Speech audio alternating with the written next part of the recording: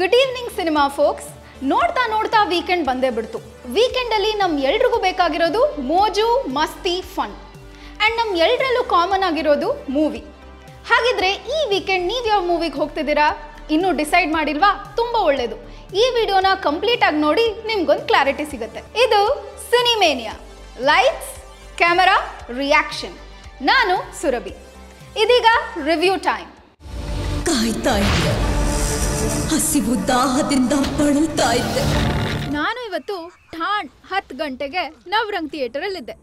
ಯಾಕೆ ಅಂತ ಕೇಳ್ತೀರಾ? ಮಾಯಾನಗರಿ ಮೂವಿ ನೋಡಕ್ ಹೋಗಿದ್ದೆ ರೀ. ಮೊದಲನೇ ಬಾರಿ ಟ್ರೈಲರ್ ನೋಡಿದಾಗಲೇ ಈ ಮೂವಿಲಿ ಏನೋ ಇದೆ, ತುಂಬ ಯೂನಿಕ್ ಆಗಿರುತ್ತೆ ಅಂತ ಗೊತ್ತಾಯ್ತು. ಸೊ ಈ ಮೂವಿಗೆ ಹೋಗಲೇಬೇಕು ಅಂತ ಡಿಸೈಡ್ ಮಾಡಿದೆ. ಇದೀಗ ರಿವ್ಯೂ ಟೈಮ್.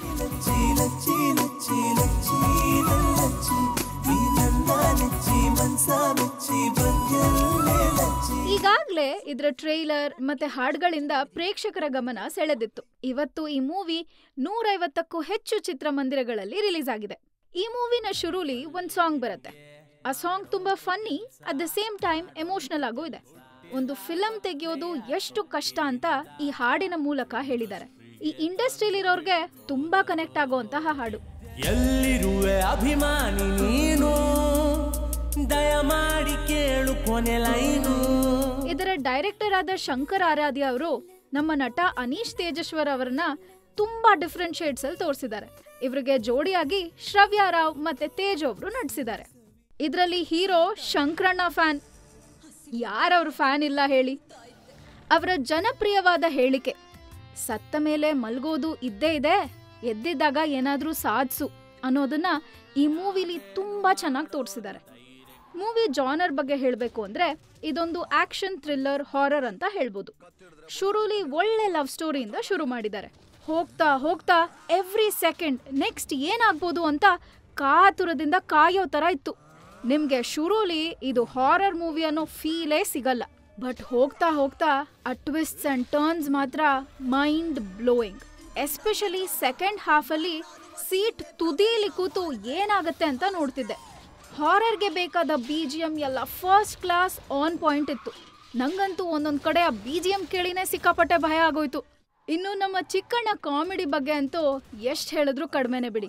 ಹಾರರ್ ಮೂವೀಸಲ್ಲಿ ಕಾಮಿಡಿ ಇಲ್ಲ ಅಂದ್ರೆ ನೋಡಕ್ ಮನ್ಸೇ ಬರಲ್ಲ. ಈ ಫಿಲಂನ ಹಾಡುಗಳು ಸಹ ತುಂಬಾ ಚೆನ್ನಾಗಿದೆ. ಅರ್ಜುನ್ ಜನ್ಯ ಅವರ ಮ್ಯೂಸಿಕ್ ಜೊತೆ ಯೋಗರಾಜ್ ಭಟ್ರ ಸಾಹಿತ್ಯ ಸೇರಿದ್ರೆ ಗೊತ್ತಲ್ಲ.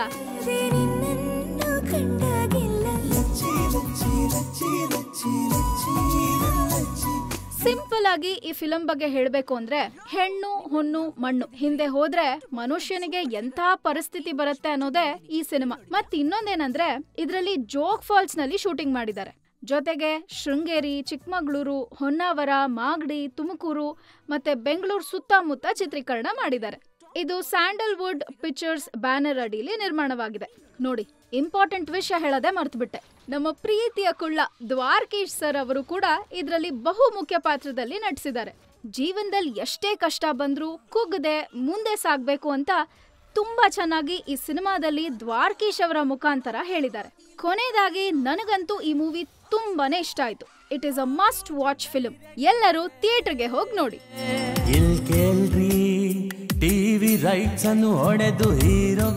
ಅಷ್ಟೇ ರೀ, ಇದಾಗಿತ್ತು ಈ ವಾರದ ರಿವ್ಯೂ.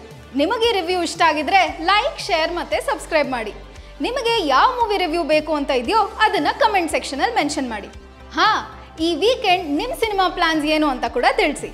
ಮತ್ತೆ ಇದೇ ತರದ ಸಿನಿಮಾ ಸುದ್ದಿ ಜೊತೆ ನಾನು ನಿಮಗೆ ನೆಕ್ಸ್ಟ್ ವಿಡಿಯೋ ಸಿಗ್ತೀನಿ. ಅಲ್ಲಿವರೆಗೂ ಟಾಟಾ, ಟೇಕ್ ಕೇರ್, ಬಾಯ್ ಬಾಯ್. ಸಬ್ಸ್ಕ್ರೈಬ್ ಮಾಡೋದು ಮಾತ್ರ ಮರಿಬೇಡಿ. ರಾಧೇ ರಾಧೇ.